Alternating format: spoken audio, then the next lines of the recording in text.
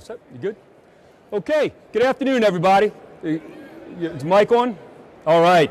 It is good to see everybody. Lots and lots of familiar faces here. I think there were probably 100 lifetimes worth of IMCOM experience just here in the room. So just easy questions as I'm talking because, you know, I've got 2.5 years IMCOM experience and I can imagine decades here with many of the folks we have on the seats right now. But it is very good to see you all. Thank you for joining us. I'm so glad you're here today for the first Warrior Corner of the 2023 AUSA Exposition and Symposium. Sergeant Major Copeland and I, this is Sergeant Major Jason Copeland, Omar Jones, the Commanding General, Installation Management Command. We have the best jobs in the entire Army. And it really is an absolute privilege to spend a couple of minutes with you talking about what we do and talking about what those 60,000 professionals you just saw on the screen do around the entire Army. Because we find that as we travel the Army, the first question we get most times when we talk to an audience is, I didn't realize that Army Material Command did that. I didn't realize Installation Management Command did that. I didn't realize the Army did that for soldiers, families, civilians, soldiers for life. So hopefully we can inform you a little bit about all those great things that happen on every single Army installation in support of Army people. Let's go to the next slide, please. So we're going to talk about just 3 things. We're going to talk about what we're for, which I think is important. Why does the Army have Installation Management Command? Why is it part of Army Materiel Command? We'll talk about who we are, distributed around the world, and then we're going to talk a little bit about what we do and what we do in support of senior commanders around the world. Next slide, please. So right there at the top, that is what we're for. That is why the Army has an Installation Management Command, and those 60,000 professionals that we talked about, that is what they're out there trying to do every single day for the Army, is to make sure that the experience on an Army installation is an experience like home. I mean, you think about it, probably just today, as you've talked to people since you got here, usually in the first couple minutes of a conversation, you get to the point, where are you living now? Where are you from? Where's home? For most soldiers and Army families, the answer to that question is an Army installation. And our job is to provide that home. When you think about home, home is where you feel safe, you're protected. Home is where you have a community. Home is where you go to work to and come back from. Home is where you have got the same experience, the same values, the same culture to define where you are from. It is our job to make sure that whether you are at Fort Liberty, Fort Bliss, Joint Base Lewis McChord, Schofield Barracks, over in Germany, etc., the Army experience or the Army installation, it is home. And we provide that for every single soldier, family, soldier for life, and Army civilian. So what does that mean for the sergeant majors and the NCOs? As we talk about infrastructure, we talk about all of the different things that we do to make that installation a home. What is it that the key elements that they need for those families that are there? That's what we mean when we say home. I know I joke all the time with my family, hey, we need a, you know, we all have the home is where the Army sends us, and we got all of the locations that you've been stationed. When I started working with Lieutenant General Jones, I said, hey, we may need a little bit more of those placards to put underneath that because we're responsible for making it home for every single family that's in the Army. And I think we're going to give you a brief setup of how we go about doing that, but also how we support senior commanders and those senior command sergeant majors that are out there. Thank you, Sergeant Major. We can go to the next slide, please. So if that's what we're for, this is who we are. So first and foremost, the Army has the 4 4-star commands: Forces Command, Training and Doctrine Command, Army Materiel Command, and Army Futures Command. We are part of Army Materiel Command. So my commander, General Charles Hamilton, we support him as he looks at the strategic support area and all the things that happens there to support our Army and what it does for the Joint Force and what it does for the nation. 80 installations around the world. 74 of them have garrisons, whether it's lieutenant colonel or colonel commander with a command sergeant major, and all of the people there and the resources to provide that home on those installations. 6 of them have Army support activities. That means it's a non-Army led base, typically led by the Air Force, but that way we still have an IMCOM leadership team there to make sure we have taken care of those soldiers, those families, civilians, etc. So 80 installations around the world where we're providing that home for Army people. Go to the next slide, please. So this is what we do. And I think the key is up there in the upper right corner, because all 3 military departments approached installation management in a different way. The Army is a command-centric service, and that is just part of our culture, and that's part of who we are, and that's the approach we take to installation management. So every installation out there has a senior commander, typically a general officer, whether it's a division commander, a corps commander, a center of excellence commander, directed by the Secretary of the Army to command that installation. And just like all commanders are responsible for everything that installation does and fails to do. Our job is to support them. Use our people, use our resources, use our expertise to accomplish their priorities on that installation. The 4 things you see up there, they're the 4 things we do to support senior commanders. First, soldier and family programs. Second, sustain the infrastructure of the regular Army. Third is support deployability, training readiness and deployability of all the formations on that installation. And then fourth is base op services. And usually when I say that, a couple eyebrows go up and say, what is this bald guy talking about? I'll come back to that one in a couple minutes, because cities don't work without base op services. But those are the 4 things we do. But every single thing we do is in support of those senior commanders who are directed by the Secretary of the Army to command those places, those 80 installations out there around the world. You go to the next slide, please. So as you look at our first core competency, deliver soldier and family programs, and each of our slides look kind of similar. If you look on this side of the slide, that's a place on the installation that is run by the garrison. It is run by IMCOM in support of that senior commander. The other side of the slide are just a subset of the many programs that we provide in this core competency. Here are soldier and family programs, and just a few that I will talk about. So child care. You've heard the Secretary talk about child care, you've heard the Chief of Staff talk about child care. Making sure child care is available and affordable for soldiers and families, absolutely critical to readiness. When we worked through the COVID pandemic a few years ago, 2 critical things we did to make sure we supported readiness for the Army. 1 was keep the commissaries open. Defense Commissary Agency did that.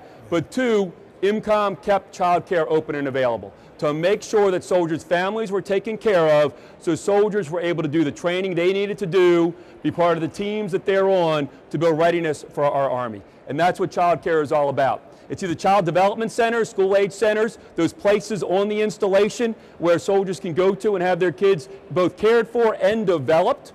We have family child care providers where an Army family will say, I want to do this at the same standard but in my home on the installation. And third is Army fee assistance, where we'll provide fee assistance so soldiers and their families can get child care off the installation, again, so they can do what they need to do to support their team, build readiness for the Army. The second one, and if you went to the opening ceremony today, you saw back as we looked through the Army's history, Army Community Services. Every installation of those 80, pretty much, has an Army Community Services office, and that is all about, again, supporting readiness. If an Army spouse wants to re-enter the workforce, wants to stay in the workforce, is thinking about it, all they have to do is walk in Army Community Services and say, I'm thinking about this. Army Community Services will help them out with that entire process. Again, that commitment from the Army senior leaders to supporting Army families while they support their soldiers across the board.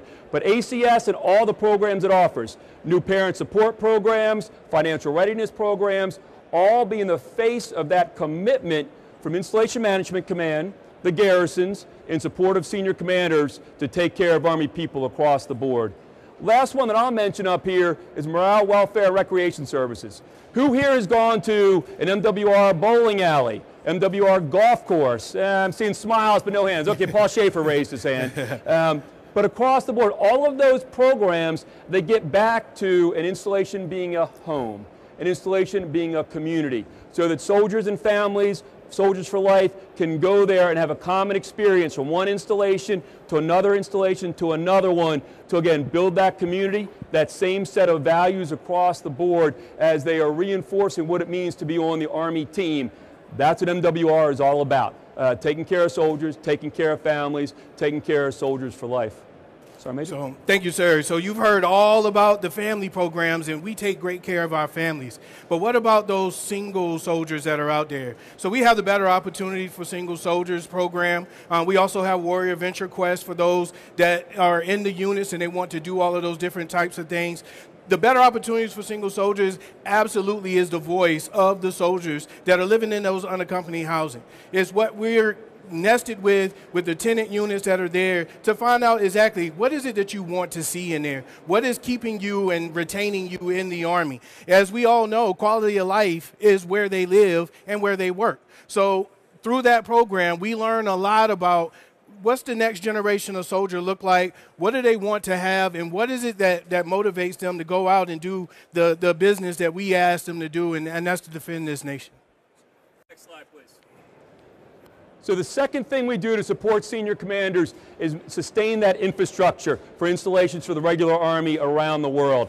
And infrastructure is everything from the motor pools, the airfields, the hangars, but it's also the roads, the power lines, everything underground, water, wastewater, all of those kind of things. But there are really just two I want to highlight here. First is privatized housing. So the Army has 100,000 homes around the world. 10,000 of them we're responsible for, we own, that are primarily overseas, but some here, Joint Base Meyer, Henderson Hall, a couple other places, 10,000 Army-owned homes. The other 90,000 are privatized. But those privatized housing, the Army's responsibility is oversight.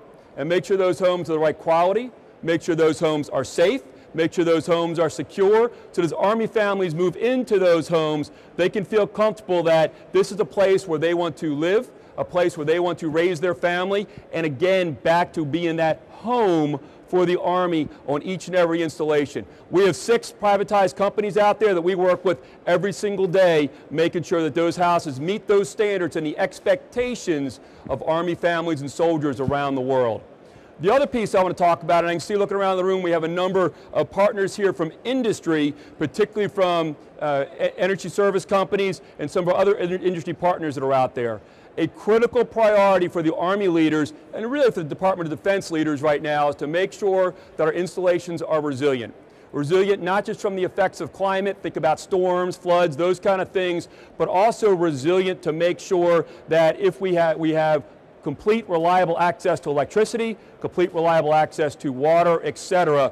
We cannot do that in support of senior commanders without our industry partners. And for the industry partners that are out here today, I'll talk to many of you here the next few days, but just thank you for your partnership. We have made great strides the past few years making the Army more resilient, and I'm very excited about the path we are on and where we're going to be in the future to make sure each and every installation is able to be a resilient place for people to work and for the Army to project power at any place in the world. Sergeant Major? Thank you, sir. And so quality housing, right? Again, for the unaccompanied personnel housing, the barracks. What we are doing is assisting those tenant units and the senior commanders and ensuring that we can nest how the barracks are being managed, how the soldiers are going in, the same emphasis that we place in housing, how soldiers are going into their rooms, how they exiting their rooms, what kind of service orders do we need to complete on there, and what kind of work orders, and what is the overall status of the infrastructure that we have our soldiers living in, so that we make sure that the money that is allocated to go there is specifically addressing all of those concerns, and that we have quality housing for our single soldiers and unaccompanied personnel. Thank you, Sergeant Major. And so many of you, did everyone hear the first part of what I said? Hopefully, I'd really rather not repeat it, at least some nods back there. So you heard the Secretary of the Army this morning about hers and the Chief of Staff and Sergeant Major Weimer's commitment to the Army, significant commitment to the barracks for the Army, significant investment over the next 10 years in the range of $1.2 billion a year into our barracks, 100% sustainment funding to make sure that preventative maintenance, response to work orders, all of those things are taken care of to, just like Sergeant Major Copeland said, that same expectation of safe, secure, quality housing for our single soldiers as well as for our soldiers and families in the housing I spoke about previously. Go to the next slide, please. So our third core competency is support to readiness and deployability. When you think about what the Army does for the Joint Force, at home station, the Army's focus is on building readiness. So when the Army has to deploy from the strategic support area, it is ready to accomplish whatever mission our combatant commanders ask those Army formations to do. It starts with simulation centers. It goes through small arms ranges, multi-purpose range complexes, training areas, all of those things that happen on installation to make sure those resources are there, from individual soldier training Small unit training, large unit collective training to support all of that so commanders have the tools they need to build the readiness that the Army has directed them to achieve. But then when it's time to deploy, when it's time to get on an airplane, we're responsible for making sure that airfield is ready to go, support those soldiers. Put their equipment on trains to ship it wherever it needs to go around the world. That railhead, we're responsible for making sure it has the right capacity and that it is ready to support that unit deploying in whatever time frame the Army standards put out there to make sure that unit can go where it needs to go any place in the world. Next slide, please. So this is the one that, again, usually get the eyebrows go up. People say, what's this guy talking about? But base op services. I mean, think about a city, even like Washington, D.C., think about wherever you're from. All of those services that take a city to run, everything from custodial services and groundskeeping, landscaping, all that kind of stuff, all the way to the other end of the spectrum from fire, emergency services, law enforcement, and everything in between. Garrison commanders are basically city managers. And they do all the things on an Army installation like a city manager does on any city around the world. And some of our installations, you think about Fort Cavazos, Fort Liberty, Lewis McChord, those are pretty darn big cities. But if you think senior commanders, they're the mayors. They're in charge of those cities. But the garrison commanders, the IMCOM team, we're the city managers. And we do all of these services here in support of those mayors, those senior commanders, to keep those cities running. Major? Yes, sir. And so in order to keep that city running, and then also when it's time for them to leave, we have the MPDs, or the Military Personnel Directorate, that helps with the orders. We're nested and synchronized, integrate all of the, from HRC to transportation, with ASC to working with anyone, AUSA IMCOM, when it comes to doing those smart vouchers. Make sure that your soldiers are doing the smart vouchers. They get paid faster, and they understand where it is in the process. We work with G9 and working with the EFMP and the medical community to ensure that all of that is synchronized so that it makes the move as smooth as possible. We've all moved. It's horrible, but we just want to make sure that when you get your orders from, you know, as they say in Germany, from plane to pillow, you are taken care of, and family members can feel as though we have their backs when it comes time to move. Thanks, sir, Major. We can go to the next slide. And one more, please. Do we have the app slide in the back there? Nope. You can go back to one with the flag, please. So what I do want to highlight before we open up for question and answer, what you'll hear from General George tomorrow or Wednesday during the Senior Leader Town Hall Forum for the families, he's going to talk about where we are going with a new Army app called My Army Post. And really an opportunity to make sure that soldiers and families, Army civilians, soldiers for life, have access at their fingertips to all of the information about all the programs and services that are out there, immediate information about what gates are open, what gates are closed, which ones have backups, the hours of the fitness centers, but basically a one-stop shop for all soldiers and families so they can open up the app and find out everything they need to know about the installation. So while we're doing Q&A, if you want to download or at least take a picture of the QR code, it will take you a brief video, about a minute or so, about the My Army Post app and have a survey afterwards. Please download it, share it with other folks that are here. We've got a booth downstairs in the installation assembly area where you can actually get on a phone and mess around with the app in addition to seeing the video. But this is where the Army is going. I'd like to publicly thank Army Futures Command and the Army Software Factory. This is soldiers developing for soldiers. So this has been soldiers in the software factory in Austin, talking to soldiers, talking to leaders, figuring out what is it that soldiers and families need, developing this app, and then iterating with our Chief of Staff to get an app that is going to be useful around the entire Army. And I think this will be rolled out here Army-wide early in FY24, so just in a few months here. But we want to get your feedback. So hit the QR code with your picture, with your camera, do the survey, give us feedback, go to the installation assembly area, check it out, and let us know what we can do better as we continue to develop this to roll it out across the Army. So before we open up for questions, I just want to thank you all for being here. You know, I appreciate you taking a little bit of time. I appreciate your interest in what Installation Management Command, Army Materiel Command does in the strategic support area on those 80 installations around the world. Hopefully you heard from Sergeant Major and I, we love what we do. I mean, 60,000 professionals around the world, 80 installations, hopefully making life better for soldiers, families, commanders, soldiers for life, and civilians every single day. I can't think of a more rewarding job in the Army, and it is absolutely a privilege to command Installation Management Command. So let me open up. What's on your mind? And since I do know most of the people that are sitting, I can call on you if no one asks any questions. So,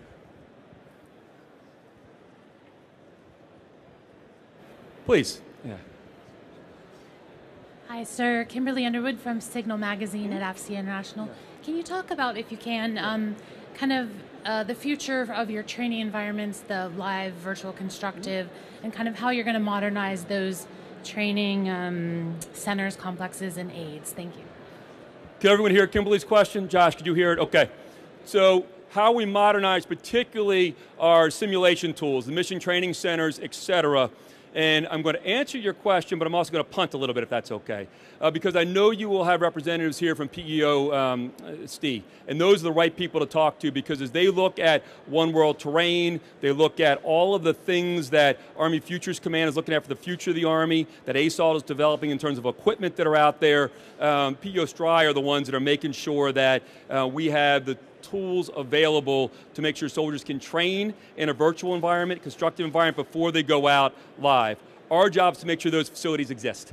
So as they tell us, here's a simulator we need, here's the capability we need, we make sure that that facility is there, has the right professionals to run it, and to make sure the connection is there, that a soldier is able to start in a virtual environment and then work their way to a live environment, both individually and with their teams, virtually up to live. But that is the commitment as we go forward. We will provide those as PEO STRI figures out what do those systems need to be in each of those training centers going forward. So thank you.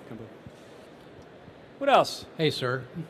Right here. Yeah, go ahead. Hey, thanks. Sir. Thanks for your time today, Sergeant Major. Thanks. Yes, sir. The Army Climate Strategy Implementation Plan calls for a microgrid on every installation by 2035. What do you need from industry in order to make that happen? Okay, Josh, same thing. Hear that one? Okay. So we have made tremendous strides as an Army in the past 2.5 years. I would say both in our energy resilience, but also in our relationship with industry. And what we need from industry as we look at microgrids, and really it is all the other components of that. How are we going to do storage? How are we going to do transmission? How are we do power generation? All of those. I'm an infantry officer. Yeah, I know how to do infantry things pretty darn well, but I am not an expert when it comes to microgrids and those things. What we need is the expertise of industry to come to the table and help us figure out how we can meet those goals in a way that is most effective, most resilient, but also most efficient as we look at government resources going forward. But it's a dialogue that has to happen. And again, I'm going to meet with many of the energy companies tomorrow. You know, we had many of them come to San Antonio in May. We're going to do it again this year to have that dialogue going so we can see what are those best practices that we can learn from industry that we can consider on the installations to accomplish those goals going forward. Yeah, thank you. Yeah, please. Let's tell you, when we do one in the front, one in the back. How about that? So here and here. So, why don't you go first, and then we'll hit the back next. Go ahead, thanks. Alex Morrison, I'm with a software development company here. I'm curious, you guys talked a lot about housing, safety. Is there a, sorry for the sophomore question, is there a standard across the Army, and how do you handle inspections? There absolutely is. And what I'll talk to, the question was about housing inspections. And what I will talk specifically about, probably a good example that answers your question, is what we call between occupancy maintenance. So when a family moves out of a house, it's privatized, because the privatized companies own the home when we privatized. But when a family moves out, and they do whatever maintenance they have to do to get that house ready to be occupied by another Army family, they do the quality control. They check their work and make sure it's straight.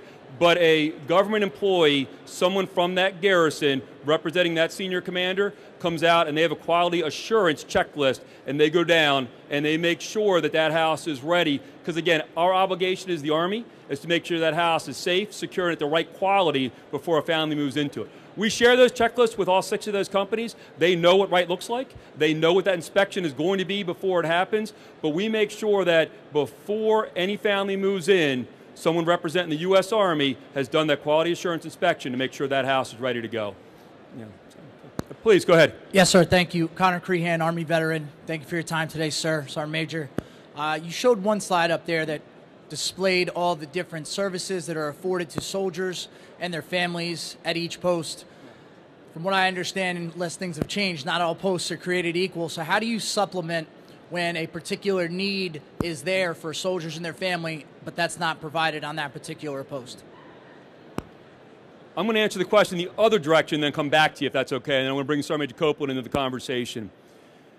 What we have done is that make sure that the baseline is available, is consistent across all the installations. But each installation is different.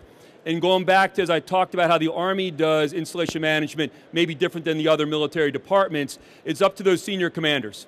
So senior commanders will determine that based on their community, based on their assessment, the mission on that installation, here are the services, the resources, the programs that they need, and maybe some others that they either want to downsize or don't need. And that is very much the Chief Staff of the Army's intent, is that that baseline of services can be tailored with available resources to meet the senior commander's intent. So while the Army, being the Army's home, that baseline experience should be consistent installation to installation.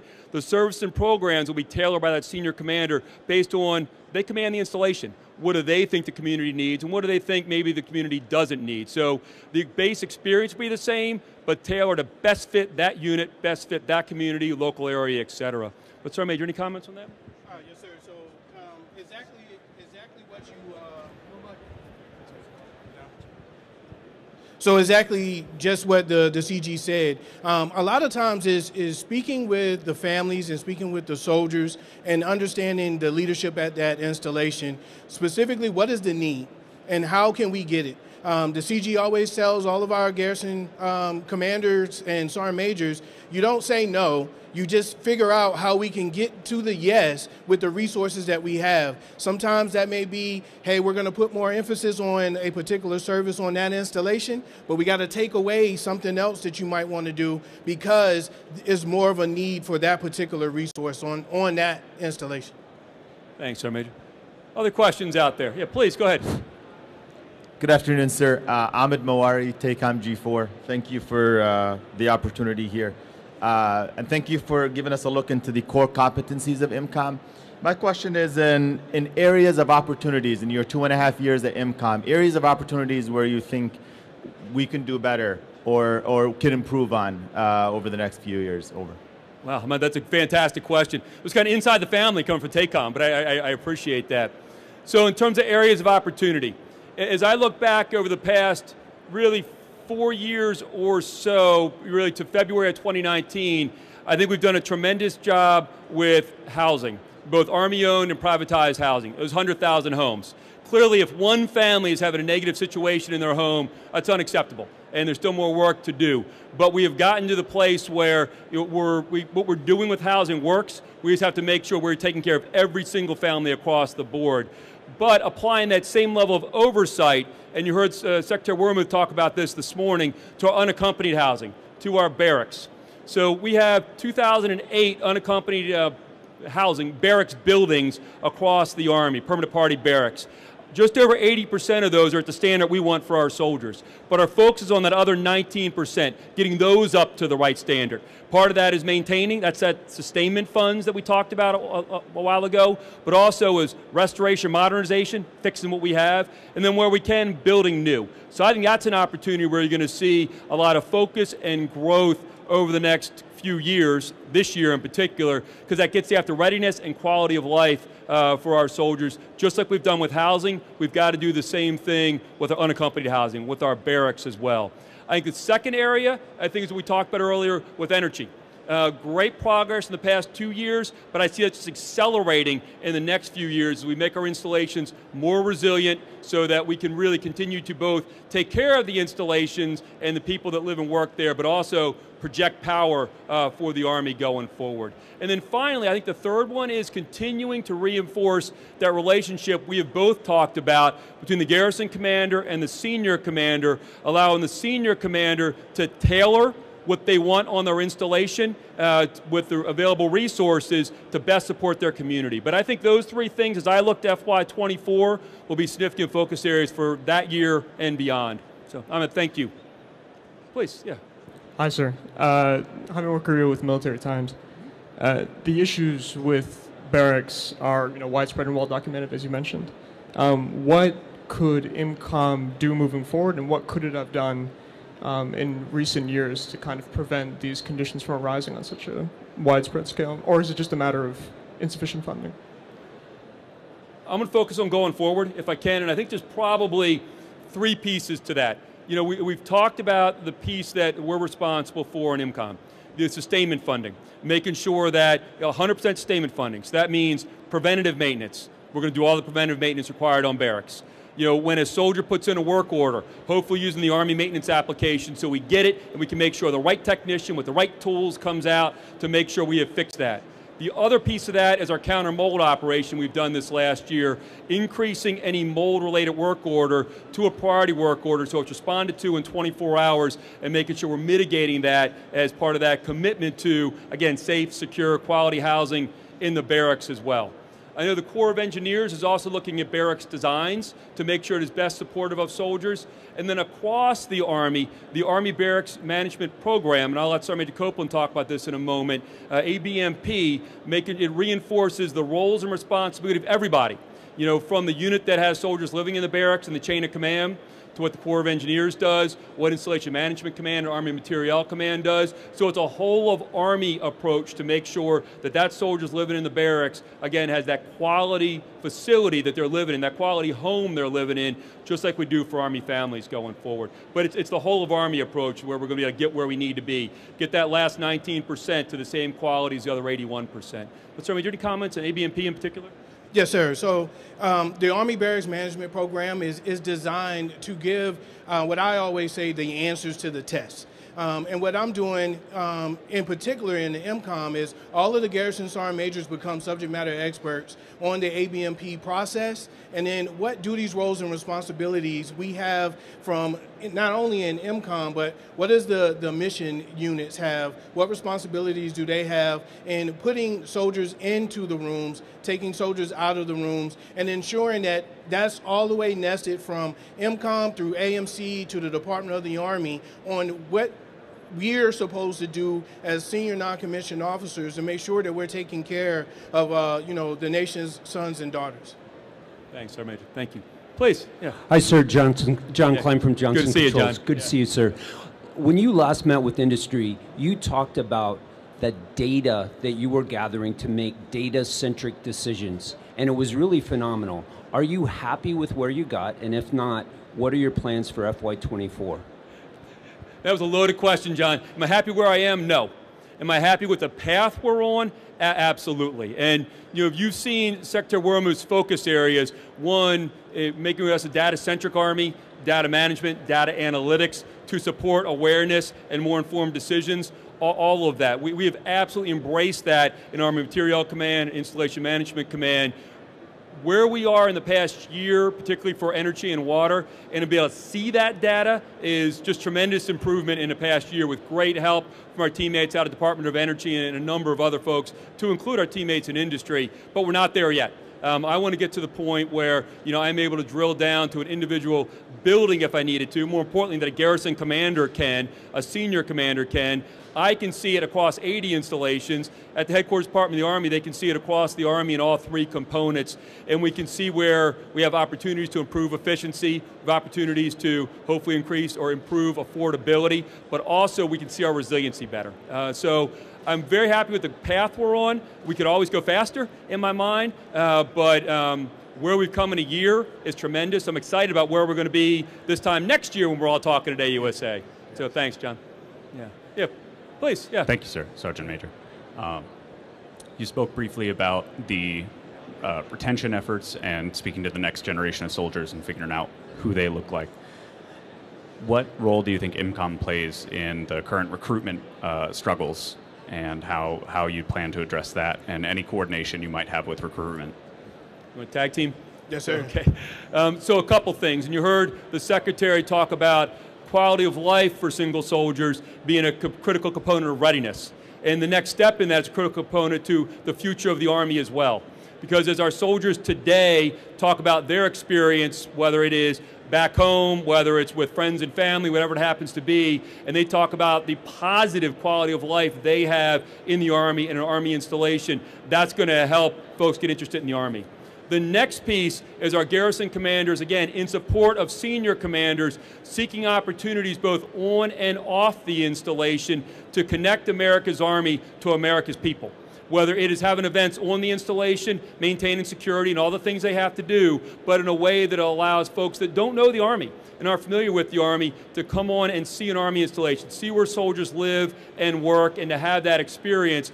But then off the installation, our senior commanders have a responsibility back to the Secretary to connect to the local community. The garrison commanders support that, and to be able to help, whether it is out there personally talking, whether it is chambers of commerce meetings, other meetings, to again reinforce that connection between America's Army and America's people. And that's not on the American people to connect to us, that's us as an Army. It is our job to reach out and connect the American people so that they understand what it means to be part of this great Army.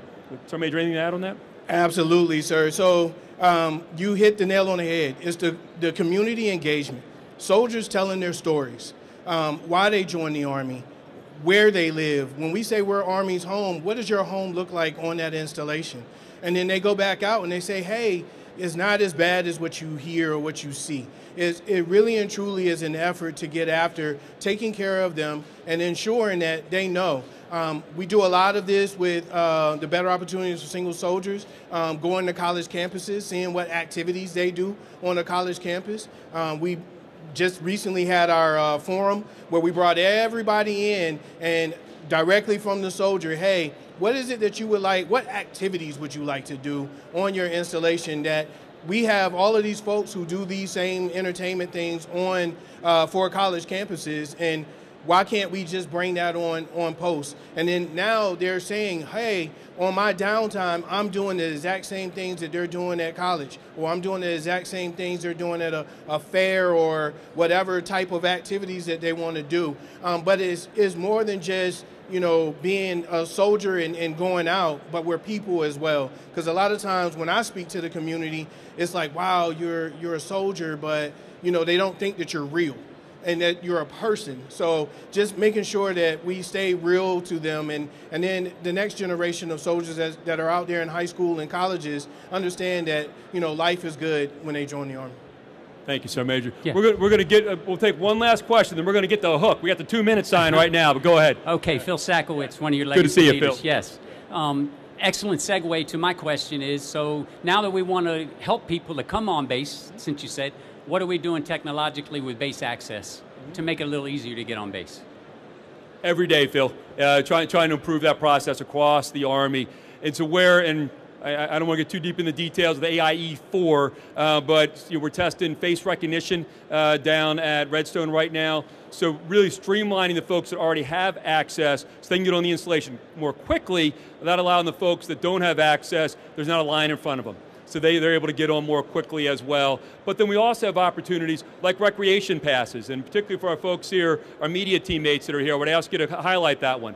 Recreation passes, folks that have no Army affiliation, they can sign up at most installations, if approved by the senior commander, and get a recreation pass. And they can use many of the morale, welfare, recreation facilities, but that also allows them to see the installation and realize, wow, quality of life for soldiers and families is pretty darn good across the board. And then there's installation events that I talked about as well, Phil. So I'm going to close up with 4 points to wrap up. First, please use your camera, both scan the code, watch the video, give us feedback, but also take a picture of the code and share it. Typically, you get 30 to 35,000 people attend this each year. My goal is to get 30 to 35,000 points of feedback back across the board, so please let us know. Secondly, for all our industry partners who are here, 1, thank you, but 2, Amy, raise your hand. So Amy DeLeon is from the MWR sponsorship team. So if you would think about, and you're thinking about how can I support Army morale, welfare, recreation programs, please see Amy before you leave the Warriors Corner. Amy, stay right there, okay, or maybe come over here. Third, all the IMCOM professionals that are here, either currently or past, please raise your hand, which I think is almost my entire audience. That's what I thought. Okay. A sincere thank you to each and every one of you, because all the things that we talked about that we do for soldiers, families, civilians, support our senior commanders, it wouldn't be possible without our legacy leaders like Phil. It wouldn't be possible without our current leaders that are out there serving today, particularly the garrison leadership teams. Thank you. So Sergeant Major Jason Copeland, Omar Jones, and we have the absolute privilege and probably the most rewarding job in the Army, Command and Installation Management Command. Enjoy the rest of the AUSA. Thank you.